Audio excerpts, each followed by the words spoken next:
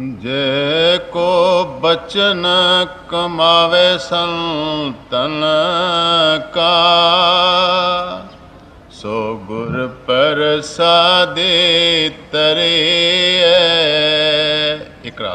आप ये बताते हैं कि लो मैं आपको जो कुंजी है रूहानियत की वो बताता हूँ कि रूहानियत के रास्ते पे अगर तरक्की करनी है तो उसकी कुंजी क्या है। जे को बचन कमावे संतन का, सो गुर प्रसादे तरे। कि गुरु का वचन कमाओ, यही बात हर महापुरुष ने कही। हमारे हजूर पुरनूर क्राइस्ट का ये कौल आम दोहराया करते थे कि if you love me keep my commandment. और यही सब महात्माओं ने कहा है कि एक कुंजी सुनहरी जिससे हम रूहानियत में तरक्की कर सकते हैं वो यही है कि हम अपने गुरु के हुक्म के मुताबिक अपने जीवन को ढालें। जैसा वो कहे वैसे सदाचारी बनाएं, हम रोज़ाना डायरी रखें, बाकायदगी से भजन सिमरन में वक्त दें और हर वक्त हमारे लिए प्रभु से लगे रहने चाहिए। जे को बचन कमावे संतन का, सो गुर प्रसादे तरे। फिर कहते हैं कि अगर हम वचन घुमाएंगे तो क्या होगा, हमें अपने मुर्शिद का अपने गुरु का प्रसाद मिलेगा। प्रसाद के मानी है खुशी। हम जिसका हुक्म मानते हैं उसकी खुशी हासिल करते हैं या नहीं।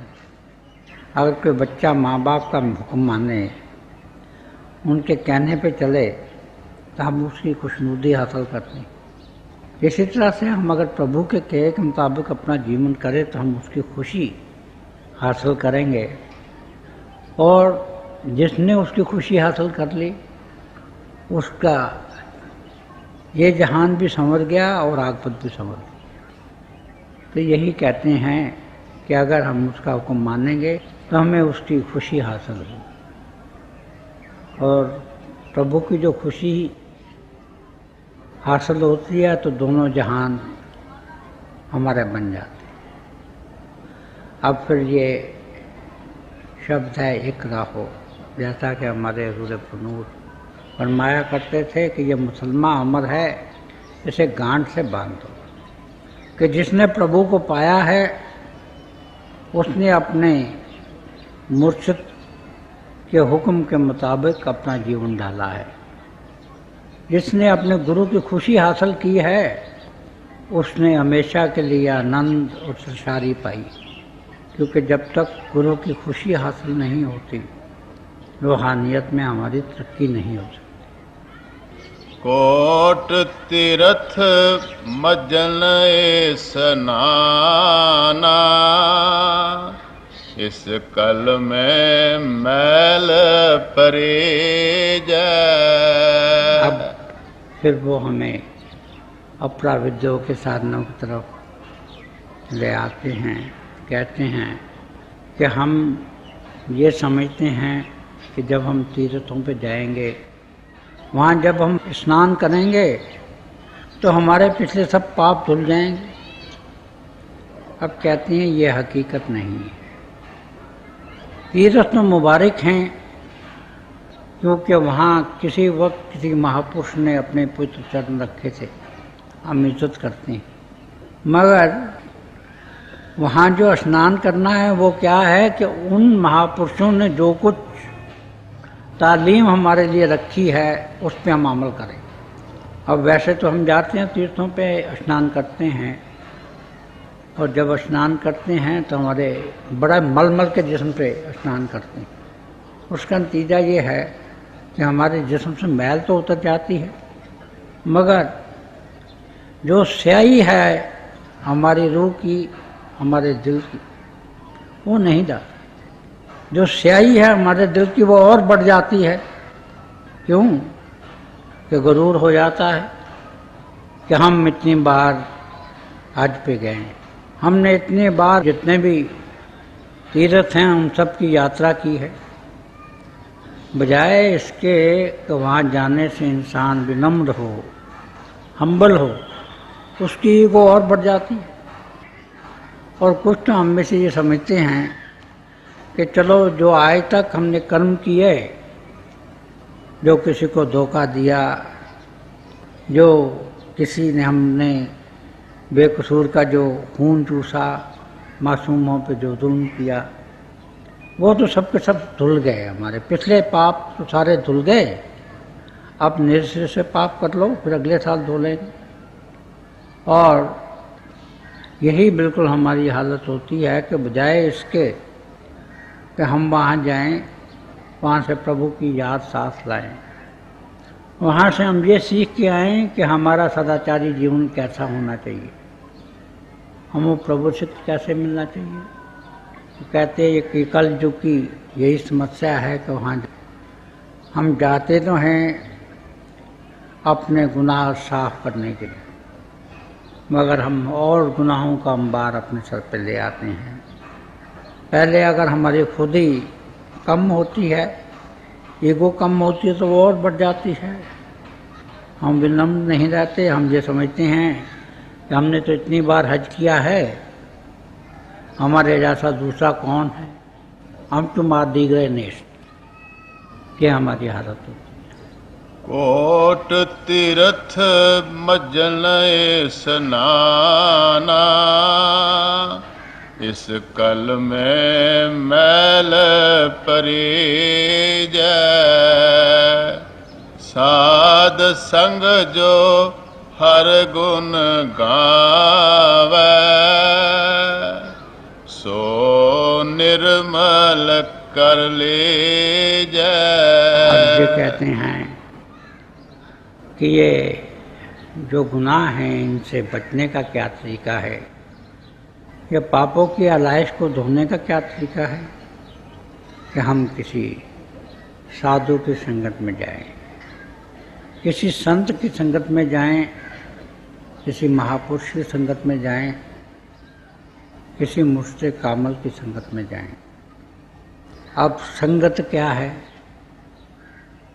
संगत में नाम ये है कि जब संग हो, एक दूसरे का मिलाप हो, और संगत के वही लम्हे हैं जो हम अपने सद्गुरु के सामने बैठें, उसका दीदार करें और उसमें खो जाएं।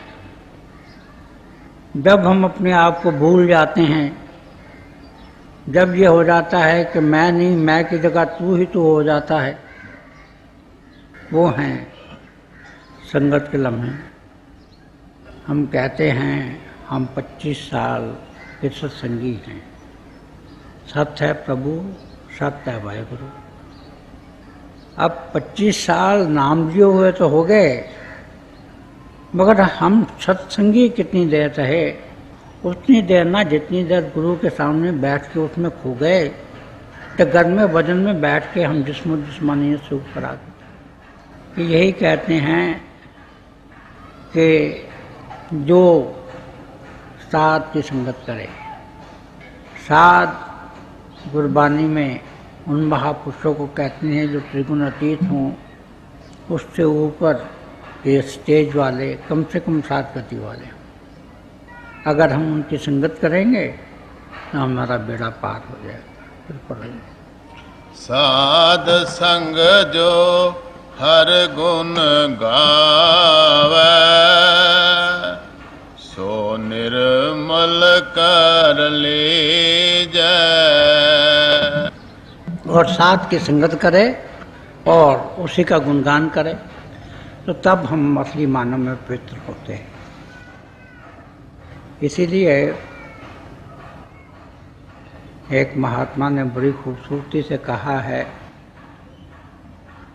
कि असली पाँव वही हैं जो प्रभु की तरफ चले, असली हाथ वही हैं जो प्रभु के लिए काम करें, असली आंखें वही हैं जो हर वक्त प्रभु का दर्शन करें।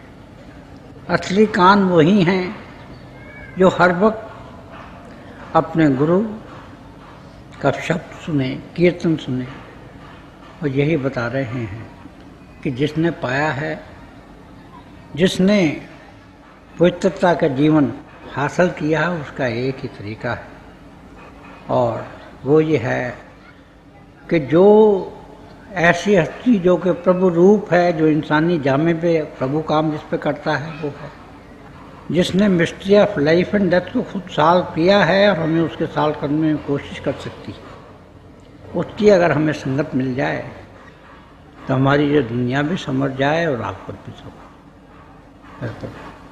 वेद कतेब सिमरत सब सासत, इन पढ़या मुक्त न होए। फिर वही अपरा विद्या की बात कर रहे हैं कि वेद हैं, ग्रंथ हैं, स्मृतियाँ हैं, शास्त्र हैं। अगर हम इन सब को पढ़ लें तो केवल इनके पढ़ने से हमें मुक्ति नहीं। जैसे कि हमने मुरब्बा हम खाना चाहते हैं, हम कोई मुरब्बा बनाने की किताब ले लेते हैं, किसी हकीम से जो भी वो पढ़ता है, कोई हम किताब ले कर पढ़ते, हम पढ़ते जाते हैं, मगर मुरब्बा तो हमें नहीं मिलता। मुरब्बा तो हमें तभी मिलेगा जब जो रेसिपी किताब में दी होगी, जो तरीका उसमें बताया होगा, उसी से हम मुरब्बा बनाने की कोशिश करेंगे। और वो भी अगर हमें कोई जो मुरब्बा बनाता है वो अगर हमें मिल जाएगा तो वो हमें अपने सामने तजुर्बा करा देगा, तो तब हमें मुरब्बे का मज़ा भी आएगा। इसी तरह से धर्म ग्रंथों में हर एक संत के अपने अपने तजुर्बे लिखे हैं। जितनी हमारी धर्म पुस्तकें हैं, ये हम शुक्राना करते हैं उन महापुरुषों का कि हर महापुरुष ने अपनी ज़िंदगी में जो जो तजुर्बे किए वो हमारी रहनुमाई के लिए छोड़ दिए। उन्होंने अपने अपने पाँव के नक्श छोड़ दिए ताकि हम उनके जो नक्शे पा हैं उन पे चलें और अपनी मंजिल पे पहुँचें। मगर जैसे हम हर वक्त यही पढ़ते चले जाएं सुबह से शाम तक कि मुरब्बा इस तरह से बनता है, मुरब्बा ऐसे होता है, मुरब्बे का इतना जायका होता है, तो हमें मुरब्बे का जायका तो नहीं आएगा। यही बात है ग्रंथों के अध्ययन की, क्योंकि सिर्फ ग्रंथों के अध्ययन से हमें प्रभु नहीं मिलता। हाँ, अगर हम जो तरीका बताया गया है ग्रंथों में, अगर उसके मुताबिक अपना जीवन जाने, तो सब ग्रंथ यही कहते हैं कि जाओ किसी वली अल्लाह के पास, जाओ किसी जिंदा मुर्शिद के पास, किसी संत गुरु के पास। अगर हम वहाँ चले जाएं और वहाँ से हम दया ले लें, उनकी मेहर ले लें, जैसा वो हुक्म करें उसके अनुसार हम अपना जीवन बना लें, तो तभी हमें इस जीवन से मुक्ति मिल सकती है। वेद कतेब सिमरत सब सासत, इन पढ़या मुक्त न होए। कहते हैं कि सिर्फ इनके पढ़ने से मुक्ति नहीं होती। मुक्ति तभी होती है जब इनमें जो फरमान हैं हमारे लिए उन पे हम अमल करें, और वो अमल तभी कर सकते हैं जो कोई ऐसी हस्ती जो खुद प्रभु रूप है, अगर उसकी हमें गाइडेंस मिल जाए तो हम अपनी मंजिल मकसूद पे पहुंच सकते हैं। वेद कतेब सिमरत सब सासत, इन पढ़या मुक्त न होए। एक अखर जो गुरमुख जापै तिसकी निर्मल सोए। अब हजरत बुल्ले शाह फरमाते हैं कि हमें अकल के दीवानों की जरूरत नहीं, कई दीवान बने, हमें तो एक इश्क का एक अक्षर चाहिए। आप अकल की किताबें पढ़ लीजिए, रहीम किताबें पढ़ लीजिए, उससे ये जो मिस्ट्री ऑफ लाइफ है, ये जो जिंदगी का मेम्मा है, ये तो हल नहीं होता। ये हल होता है तो ये सिर्फ इश्क से होता है, और वही जो इश्क है उसी को अक्षर कहा गया है। दशमेश पिता ने कहा है कि साच कहूँ सुन ले सभे, जिन प्रेम कियो तिन ही प्रभु है। क्योंकि प्रभु प्रेम है, हमारी आत्मा प्रभु की अंश होने के नाते से प्रेम है, और प्रभु को मिलने का रास्ता भी प्रेम है। और वैसे भी 4 स्टेजेस बताते हैं। एक तो अक्षर जो यहाँ खिन जाते हैं, एक अंतर में अक्षर है जो शब्द है, जो वाहिगुरु है। क्योंकि गुरु का भी यहाँ गुरु है, इस समय वो उसे गुरु कहते हैं। उसके ऊपर जब नूरी स्वरूप में हमें मिलता है गुरु, तो उसे हम गुरुदेव कहते हैं। और फिर शब्द फॉर्म में जब वो मिलता है तो सर्वव्यापी है। तो यही कहते हैं कि एक जो अक्षर है, वो जो परमात्मा है, वो अगर हमें मिल जाए, अगर हम असली मानों में इश्क करने वाले हो जाएं, अगर हमारी ज़िंदगी ऐसी हो जाए कि बुजुर्ग साकी मरा यारे न बाशत और बुजुर्ग इश्क मरा कारे न बाशत, कि मेरे गुरु के सिवा मेरा कोई दोस्त नहीं है, कोई मित्र नहीं है, और उसके इश्क के सिवा मुझे कोई काम नहीं है। अगर ऐसी हमारी हालत हो जाए कि हर वक्त हमारी लिप प्रभु से लगी रहे, और वो जो अक्षर है, जो प्रभु है, या जो शब्द स्वरूप में प्रभु है, उससे हम मिल जाएं, जो खिन नहीं हो, जो अबदी हो, जो लाफानी हो, जो अमर हो, ऐसी दौलत मिल जाए तो फिर हमारा बेड़ा पार हो। एक अखर जो गुरमुख जापै। अब ये कहते हैं कि ऐसा जो अक्षर है वो कौन जपता है? जो गुरमुख होता है।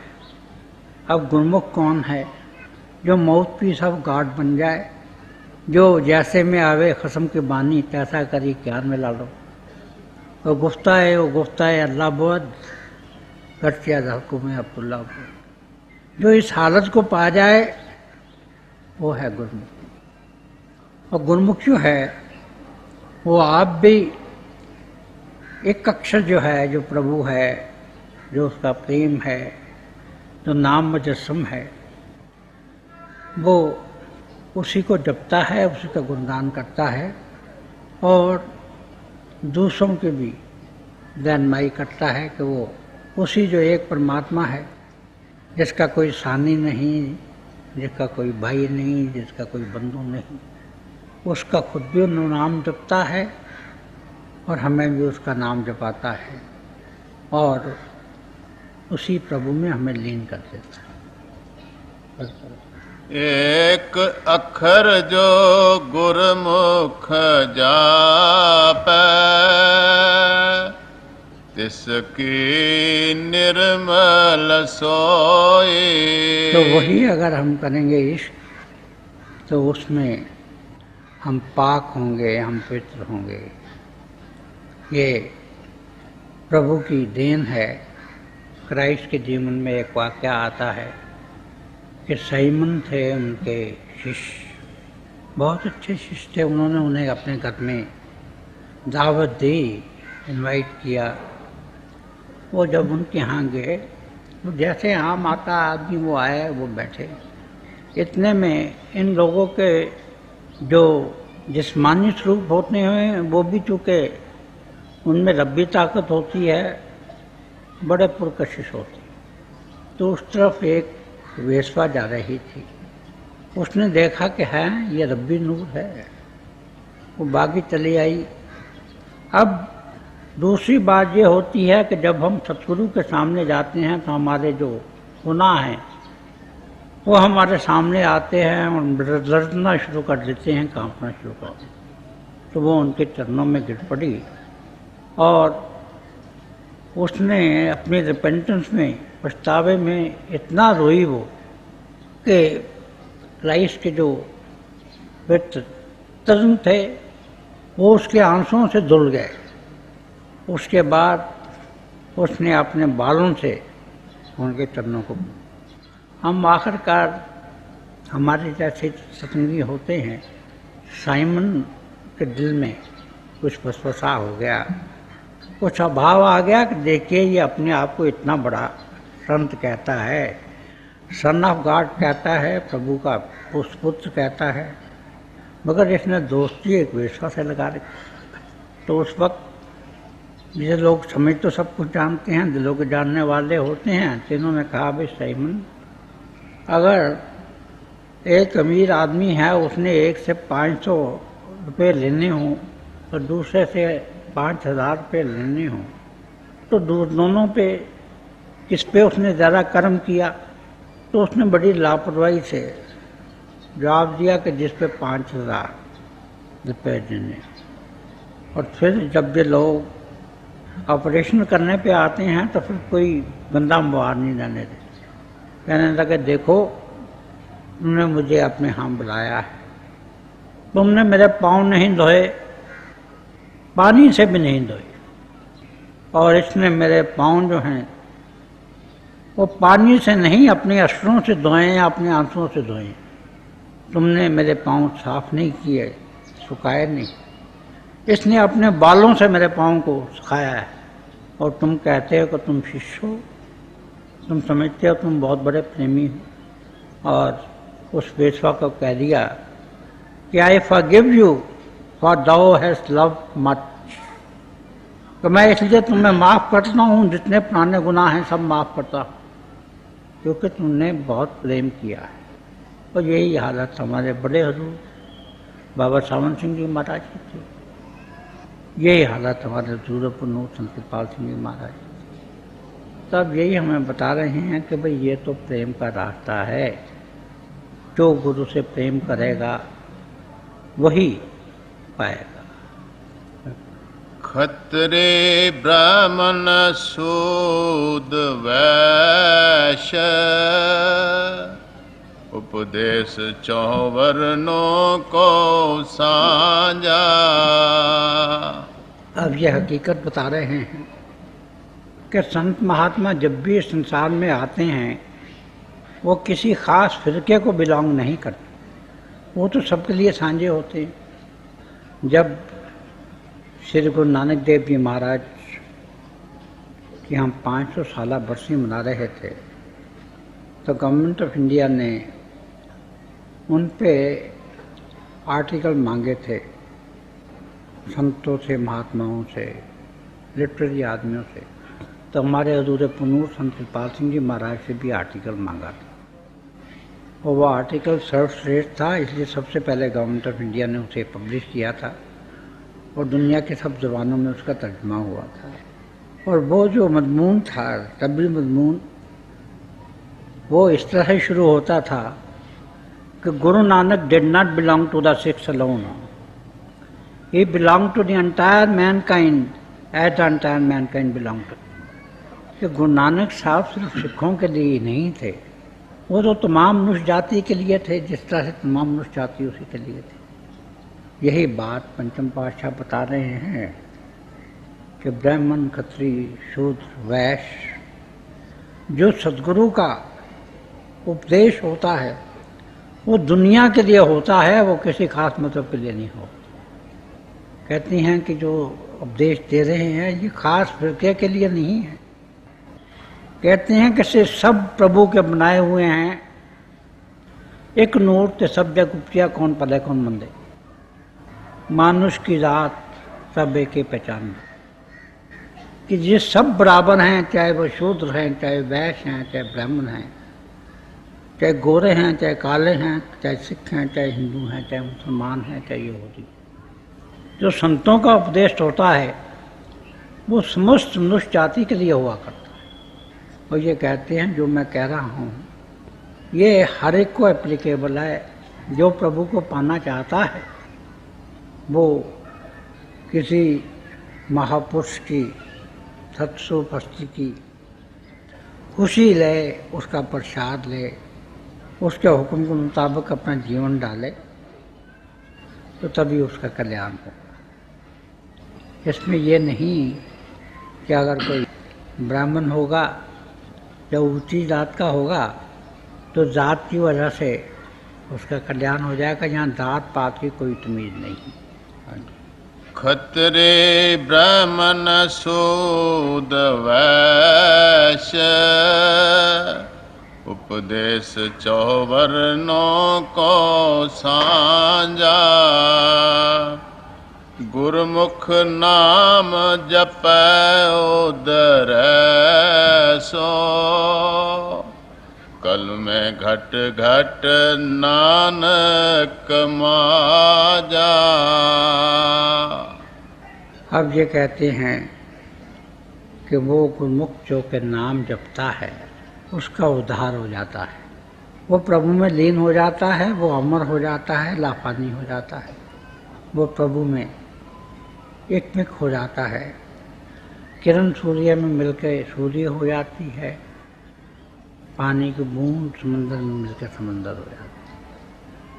फिर प्रभु खतरे ब्राह्मण शूद्र वैश्य उपदेश चौवर्णों को सांझा गुरुमुख नाम जपै उदर सो कल में घट घट नानक माझा। अब ये कहती हैं कि नाम जो जपते हैं वो नाम की तारीफ करते हैं कि इस कल युग में वो हर एक घट में मौजूद है। नाम की दौलत हम सब में है, मगर अब वो गुप्त है। वो अगर जाहिर हो जाए तो हमारा कल्याण हो जाए। हमारे मुर्शिद आज़म फरमाया करते थे नाम की दौलत हम सब में है, हिंदू निकाल ले उसकी है, मुसलमान निकाल ले उसकी है, ईसाई निकाल ले उसकी। और जो कल्याण है वो उसी नाम की दौलत से होता है। और वही नाम जिसके मतलब गुरबानी में कहा है कि नाम के दारे खंड ब्रह्मंड, वही नाम कि जब जो सृष्टि बनी तो प्रभु ने दो सूरतें इख्तियार की, एक ज्योति की, एक श्रुति की। जिस किसी ने पाया है प्रभु को नाम के जरिए पाया है। हम अमर होना चाहते हैं, प्रभु से मिलना चाहते हैं, 84 लाख जियादून से निजात चाहते हैं, तो उसका एक ही तरीका है कि किसी महापुरुष के चरणों में पहुँचें। वो हमें चरणों में बुला ले, नामदान बख्शते, directing with light of God, music of the spirit, ज्योति और श्रुति का डायरेक्ट लिंक हमें दे दे, जिस्म और जिस्मानियत से ऊपर ले आए, नाम की दौलत बख्शते, पहले अपने आप में लीन करे और फिर प्रभु में लीन करा ले। अब हमें बहुत गर्व है कि हमारे मित्र हैं, हमारे दोस्त हैं, हमारी दौलत है, हमारी पावर है, हमारी कुर्सी है, मगर ये सब चीज़ें हमें ज़िंदगी में छोड़ जाती हैं। और जो दो चार दोस्त जाते हैं, रिश्तेदार जाते हैं, वो भी जा तो शमशान भूमि तक जाते हैं, चौक जा कब्रिस्तान तक जाते हैं, हंस अकेला जाए। हमारे साथ जो जाते हैं तो सिर्फ दो दौलतें जाती हैं, एक तो नाम की दौलत और एक सतगुरु की संतुष्टि। तो इसलिए कहते हैं कि अपना जो समय है वो सतगुरु की जो प्रशिष्ट है उसमें गुजारो और नाम को ध्याओ, क्योंकि हमारी इंसानी ज़िंदगी का ध्येय यही है कि हम अपने आप को जानें और प्रभु को पाएं। हमारे हजूर नूर एक मिसाल दिया करते थे मीना बाजार की। एक दफ़ा एक राजा थे, बहुत लोग चापलूसी तो करते ही हैं, हर एक कहता है साहब मैं इस साहब को इतना चाहता हूँ, मैं तो आप पे फिदा होता हूँ, मैं जान निसार करता हूँ। कि जान तुम पे निसार करता हूँ, मैं नहीं जानता दुआ। तो उन्होंने कहा चलो एक दिन इन सब का हम टेस्ट तो ले लें। उन्होंने एक मीना बाजार लगा दिया, उसमें हर प्रकार की जितनी भी नेमतें हैं सब रखती, और इस तरह से रखती कि पहले थोड़ी कीमत वाली चीज़ रखती, फिर उससे ज़्यादा कीमत वाली, फिर उससे ज़्यादा कीमत वाली, और तमाम अपनी रियाया को ये हुक्म दे दिया कि वो एक चीज़ चुन सकते हैं, और जब एक चीज़ चुन लें तो उससे आगे नहीं जाए। तो आए, कईयों ने खाने पीने की चीज़ें चुन ली, कईयों ने घर की आराइश की चीज़ें उठा ली। इसी तरह से बढ़ते चले गए। कईयों ने सोने के जेवरात उठा लिए, कईयों ने जाके पन्नों के और हीरों के और जमुरत के, एप्रिल के, वो जो सौगातें बनी थी जो जड़ी हुई थी वो उठा दी। अब राजा ये देख रहा था कि लोग से मुझसे इतने बड़े जो दावे करते हैं कि क्या वाकई कोई मुझसे प्रेम करता है, ये सब चीज़ों से प्रेम करते हैं, और ये वहीं से वापस लौटते हैं। वहाँ आ ही नहीं रहा कोई। मगर वहाँ एक लड़की थी जो ज़ाहिरा दीवानी थी, वो वहाँ से गुजरती चली गई, कहती चली गई वाह वाह भाई बनाने वाले की, भाई धन है इनका बनाने वाला। और वो चलती चली गई, सब चीज़ों से गुजर कर आखिर में जहाँ राजा बैठा था वहाँ वो पहुँची। राजा दिल में तो खुश हुआ कि कम से कम एक आदमी तो ऐसा निकला कि जो मुझसे प्रेम करता है, और फिर भी उसने कहा कि अरे पगली लड़की, बाजार बंद होने वाला है, किसी चीज़ पे हाथ रख दे जो चाहती है। तो उसने ना आओ देखा ना ताओ, राजा के सर पे हाथ रख रही और कहने लगे राजन आप बाप किसके हो? उसने कहा तेरा। तो ये बाजार किसका है? उन्होंने कहा मेरा। तो फिर कहने लगे बाजार तेरा है। तो हमें प्रभु से प्यार होना चाहिए, प्रभु से लगन होनी चाहिए, ज़िंदगी का हर क्षण उसी की याद में गुजरना चाहिए। जब तक ये सुई नहीं होगी, जब तक दोरंगी नहीं जाएगी, यकरंगी नहीं आएगी, जब तक ये दुआएं रहेगी हमारे जीवन में, हम प्रभु को नहीं पाएंगे। और बात वही है कि ध्यान 11 का उठा, उसके बैठाने के लिए अगर हम प्रभु को बैठाना चाहें तो सारे दुनिया के ख्याल हमें नफी करने पड़ते। तो यही हमें समझा रहे हैं कि भाई अगर आप चाहते हैं कि ये जो इंसानी जन्म हमें मिला है इसका पूरा पूरा फ़ायदा उठाएं, तो उसका सिर्फ एक तरीका है, और वो ये है कि किसी महापुरुष के कदमों में पहुंचो, उससे नाम दान लो, तेरी मरने की विद्या सीखो, उसकी खुशी हासिल करो, प्रसाद उससे लो, और जिस्म और जिस्मानियत से ऊपर आकर पहले अपने गुरु के दिव्य स्वरूप के दर्शन करो, और फिर वो अपनी छत्र छाया में आपको अपने निजगत क्षण में ले जाए, और वहाँ से फिर आगे जाके प्रभु में लीन कर। तो यही हम सबको पंचम पातशाह समझा रहे हैं, और थोड़े से लफ्ज़ों में उन्होंने रूहानियत का जो निचोड़ है वो पेश कर दिया। और हमें यही चाहिए कि हम अपने जीवन को जैसा कि वो हुक्म दे रहे हैं वैसा ही बनाएं।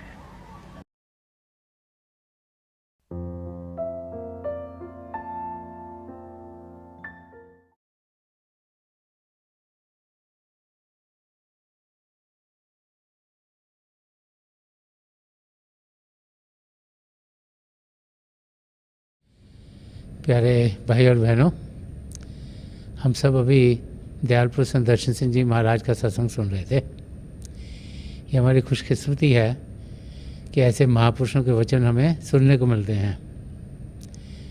बार बार संत दर्शन सिंह जी महाराज में यही याद कराया करते थे कि प्रभु प्रेम से भरपूर हैं, और प्रभु को पाने का रास्ता भी प्रेम का रास्ता है। प्रभु का प्रेम हम सबके अंदर बसा हुआ है। जब हमारा नज़रिया बदलता है, जब हम बाहर की दुनिया से ध्यान हटाकर अंदर की दुनिया में बढ़ते हैं, तो फिर हम प्रभु के प्रेम की झलक को पा लेते हैं। और जितना ज़्यादा ध्यान अंदर की दुनिया में करेंगे, उतना ही प्रभु के प्रेम के रंग में हम रंगे जाएंगे। थोड़ी देर के लिए आप सब अभ्यास के लिए बैठ जाएं। मेरी पिता परमेश्वर के चरण कमलों में, और जो पिछले संचय के महापुरुषों हैं हजूर बाबा सावन सिंह जी महाराज, परम संत कृपाल सिंह जी महाराज और दयाल पुरुष संत दर्शन सिंह जी महाराज की चरण कमलों में यही प्रार्थना है कि जो जो हम सबके लिए बेहतर हो वही हमारी ज़िंदगी में ढले, हम प्रभु के शब्द के साथ जुड़ें और प्रभु की ज्योति को हम अपने अंदर तेज़ी से पाएँ। थोड़ी देर में मैं आपको इस अभ्यास से उठाऊँगा और मेरी शुभकामनाएं आप सबके साथ हैं।